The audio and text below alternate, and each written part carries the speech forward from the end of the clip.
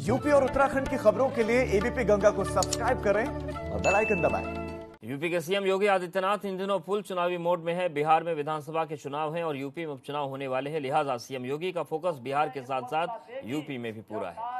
20 और 21 अक्टूबर को बिहार में सीएम योगी ने ताबड़तोड़ रैलियां की। इन रैलियों में सीएम ने बीजेपी सरकार के काम तो गिनाए, साथ ही उन्होंने विपक्ष को भी निशाने पर लिया। और अब 20 और 21 अक्टूबर के बाद आज यानी कि 22 अक्टूबर को सीएम योगी यूपी उपचुनाव के लिए 3 रैलियां करेंगे।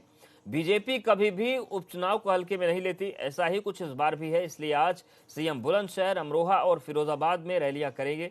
इन रैलियों में सीएम योगी बीजेपी प्रत्याशियों के लिए वोट मांगते नजर आएंगे। ये वो 3 सीटें हैं जहां पर 3 नवंबर को उपचुनाव होने जा रहे हैं। तो 20 और 21 अक्टूबर को बिहार में मुख्यमंत्री योगी आदित्यनाथ ने चुनावी रैली को संबोधित किया और आज उत्तर प्रदेश में जो विधानसभा चुनाव होने हैं उसके लिए प्रचार करेंगे। और रुक करते हैं एबीपी गंगा संवाददाता अनुभव का। अनुभव, जिस तरीके से चुनावी दौर इस वक्त चल रहा है, मुख्यमंत्री बिहार गए, 2 दिन तक बिहार के अलग अलग जिलों में वोट मांगे, आज वो उत्तर प्रदेश में उपचुनाव की जंग में कूद रहे हैं, रैली को संबोधन करेंगे। पूरा कार्यक्रम क्या है आज का? देखिए, बिल्कुल आपने ठीक कहा कि 2 दिन तो वो बिहार में जो चुनाव हो रहे हैं वहाँ पर एज ए स्टार प्रचारक गए और 6 जनसभाओं को संबोधित किया। पर उत्तर प्रदेश की 7 सीटों पर भी उपचुनाव हो रहे हैं और मुख्यमंत्री ने खुद आज से कमान संभाल ली है। आज 3 जनसभाओं को वो संबोधित करेंगे। पहली बुलंदशहर में होगी, दूसरी अमरोहा में और तीसरी जो है वो टुंडला में होगी। और इन तीनों ही जनसभाओं के जरिए कोशिश यही होगी कि बीजेपी का जो कैंडिडेट है, जो भी इन 3 सीटों पर खड़े हुए, उसके लिए पार्टी के पक्ष में वोट मांगे जाए, क्योंकि काफ़ी महत्वपूर्ण ये देखिए बाई इलेक्शन हो जाते हैं। 2022 में विधानसभा के चुनाव और उससे पहले ये बाई इलेक्शन एक तरीके से इसको सत्ता के सेमीफाइनल के तौर पर देखा जा रहा है। बीजेपी ने मुख्यमंत्री योगी आदित्यनाथ की जो चुनावी जनसभाएं उत्तर प्रदेश में होनी है उसकी भी जो तारीखें हैं उसको घोषित कर दिया है।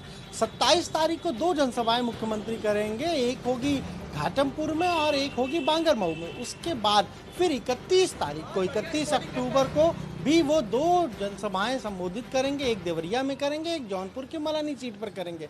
इस तरीके से 3 दिनों में जो है वो 7 उपचुनाव जो है वहाँ पर जाकर प्रचार करेंगे और बीच बीच में वो बिहार भी जाते रहेंगे, क्योंकि वहाँ पर उनको कुल 18 जनसभाएं करनी है और अभी 6 जनसभाएं वहाँ हुई हैं, तो 12 जनसभाएं उनकी अभी वहाँ बाकी हैं। और देखिए, यही एक हम कह सकते हैं ये कोइंसिडेंस है। इस बार भी जब उपचुनाव हो रहे हैं उत्तर प्रदेश में, तब बिहार जैसे बड़े राज्य में चुनाव हो रहा है, विधानसभा चुनाव हो रहा, और इसी तरीके से जब 2019 की बात करें तब हरियाणा और महाराष्ट्र में चुनाव हो रहे थे और फिर उत्तर प्रदेश में भी उपचुनाव हो रहे थे 11 सीटों पर।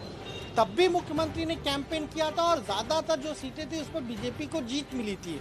और इसी तरीके की कोशिश इस बार बीजेपी की है कि मुख्यमंत्री हर एक सीट पर जाएं, वहां पर वो प्रचार करें, जिसका फायदा पार्टी का जो कैंडिडेट है उसको मिल सके। बिल्कुल बिल्कुल अनुभव, लेकिन चुनौतियां इन सब के बीच है, क्योंकि प्रत्याशियों के नाम सामने आ गए हैं। कितनी कांटे की टक्कर है अगर हम प्रत्याशियों के लिहाज से देखें? देखिए, आज जहाँ पर 3 जनसभाएं जो करेंगे, एक तो वो कर रहे हैं सबसे पहले बुलंदशहर में, जहाँ पर वीरेंद्र सिरोही थे, फिर उनके निधन के बाद सीट खाली हुई, उनकी पत्नी उषा सिरोही वहाँ पर अब चुनाव लड़ रही। बीजेपी के साथ एक प्लस पॉइंट ये रहेगा कि जो सिंपैथी वोट है वो उसको मिल सकता है। दूसरी पार्टियों ने भी अपने उम्मीदवार वहाँ पर खड़े किए हैं और सबका यही दावा है कि हमारा कैंडिडेट ज़्यादा बेहतर है और जनता का समर्थन जो है वो उसके साथ है। पर आखिरी निर्णय जो है वो लोगों को करना है। बिल्कुल, आखिरी निर्णय लोग ही करेंगे। अनुभव, नजरें बनाए रखिएगा। फिलहाल के आपका शुक्रिया जानकारी देने के लिए, अपडेट्स देने के लिए।